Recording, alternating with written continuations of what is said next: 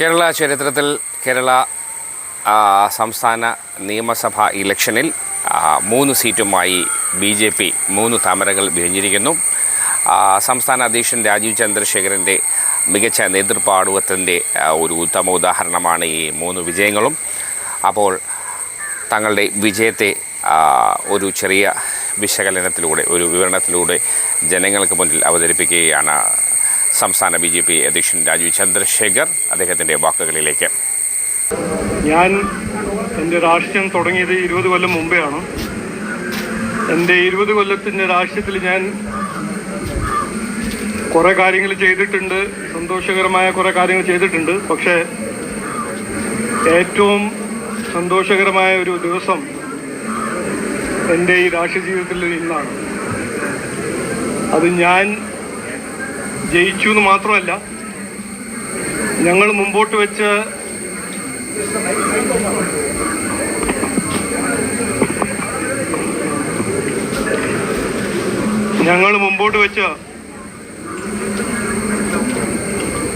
Narendra Modi ji inspire ചെയ്ത ഈ വികസിത കേരളം എന്നൊരു കാഴ്ചപ്പാടിന് ജനങ്ങൾ പിന്തുണ തന്ന് 3 MLA-മാരെ ജയിപ്പിച്ച് ഒരു ഇലക്ഷൻ ആയിരുന്നു ഈ ഇലക്ഷൻ. ഞാൻ ഈ ഇലക്ഷൻ്റെ മുമ്പ് 2 കാര്യങ്ങൾ കൃത്യമായി പറഞ്ഞതായിരുന്നു. അത് ഇന്ന് ഞാൻ എല്ലാവരെയും ഓർമ്മിപ്പിക്കുന്നു. ഞാൻ ആദ്യം പറഞ്ഞത്,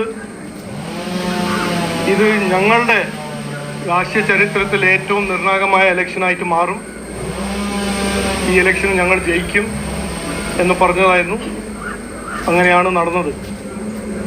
രണ്ടാമത്തത് ഞാൻ പറഞ്ഞത്, CPM തുടരും എന്ന് പറയുന്ന കാലത്ത് 2025 മുതൽ ഞാൻ പറഞ്ഞ ഒരു കാര്യമായിരുന്നു, പാർട്ടി പറഞ്ഞ കാര്യമായിരുന്നു, ഒരു കാരണവശാലും CPM ഇനി ഭരിക്കില്ല. അപ്പോൾ ഈ ഇലക്ഷൻ ഏറ്റവും പ്രധാനമായി ഒരു ആൻറ്റി CPM ഇലക്ഷൻ ആയിരുന്നു. ആ ആൻറ്റി ഇൻകംബൻസി വോട്ട് ഞങ്ങൾക്കും കിട്ടി, കോൺഗ്രസിനും കിട്ടി. അപ്പോൾ ഇത് ഞാൻ പറയാൻ ആഗ്രഹിക്കുന്നത്, ത്രിപുരയിൽ, വെസ്റ്റ് ബംഗാളിലെല്ലാം നടന്ന പോലെ തന്നെ കഴിഞ്ഞ 10 കൊല്ലം നമ്മൾ കണ്ട് മനസ്സിലാക്കിയ മാർക്സിസ്റ്റ് CPM-ന്റെ ഭരണശൈലിൻ്റെ ഒരു ലാസ്റ്റ് ഫേസാണ് ഈ ഇലക്ഷൻ്റെ ഒരു വലിയ മെസ്സേജ്. പിന്നെ ഈ 5 ഇലക്ഷൻ നമ്മൾ നോക്കിയാൽ അതിന് എന്തെങ്കിലും ഒരു പഠനം അല്ലെങ്കിൽ നമ്മൾ എന്തെങ്കിലും മനസ്സിലാക്കിയാൽ, ഇന്ത്യ അലയൻസ് ഭരിക്കുന്ന തമിഴ്നാട്, വെസ്റ്റ് ബംഗാൾ, കേരളം 3 സ്ഥലത്ത് ഇന്ത്യ അലയൻസ് ആയിരുന്നു ഭരിച്ചത്.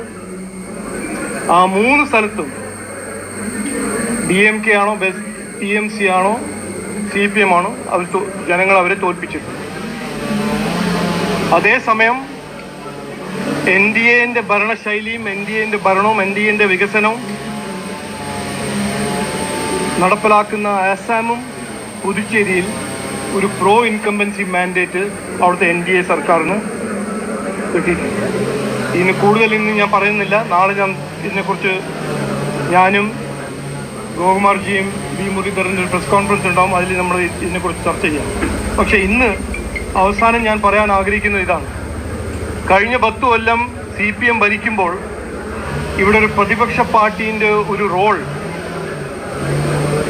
ആരും നടപ്പിലാക്കിയില്ല, ആരും ചെയ്തില്ല.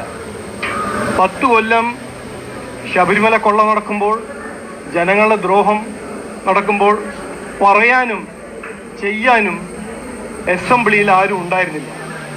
കോൺഗ്രസ് ഉണ്ടായിരുന്നു, പക്ഷെ അവർ ഇന്ത്യ അലയൻസിൻ്റെ ഭാഗമായിരുന്നു. അവർ മൗനം പാലിച്ചു. അതിൽ വലിയ മാറ്റം ഇനി വരും. 3 MLA-മാരുണ്ടാവും.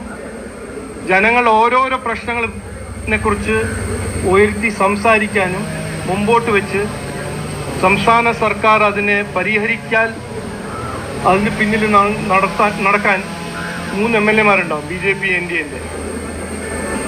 അതുമാത്രമല്ല, ഇനി ഇവിടെ അഴിമതി നടത്തി ഏതെങ്കിലും സർക്കാർ നടപ്പിലാക്കാൻ ശ്രമിച്ചാൽ അതിനെ എതിർക്കാനും അതിനെ എക്സ്പോസ് ചെയ്യാൻ BJP NDA അസംബ്ലിയിലെ ഉള്ളിൽ ഉണ്ടാവും. അത് ഒരു വലിയ മാറ്റമായിരിക്കും. ഞാൻ ഇലക്ഷന് മുമ്പ് പറഞ്ഞതാണ്, ഈ ഇലക്ഷൻ ഏറ്റവും പ്രധാനപ്പെട്ട ഒരു ഇഫക്റ്റ് അല്ലെങ്കിൽ ഇമ്പാക്റ്റ് കേരളത്തിൻ്റെ രാഷ്ട്രീയ സംസ്കാരത്തിൽ മാറ്റം. അതായിരുന്നു ഞങ്ങളുടെ ലക്ഷ്യം. അത് ഞങ്ങൾ പുറത്തുനിന്ന് ഇതുവരെ ചെയ്തു. ഇനി അസംബ്ലിയിൽ കയറി അവിടെ ഇരുന്ന് അത് ഞങ്ങൾ നടപ്പിലാക്കും എന്ന് ഞാൻ ഇന്ന് ഉറപ്പു തരുന്നു. ഇന്ന് ഈ വിജയം ഇത് എൻ്റെ വിജയമോ ഞങ്ങളുടെ ലീഡർഷിപ്പിൻ്റെ ഒരു വിജയം മാത്രമല്ല, ജനങ്ങൾ ഞങ്ങൾക്ക് തന്ന ഒരു അവസരമായിട്ട് ഞങ്ങൾ കാണുന്നു.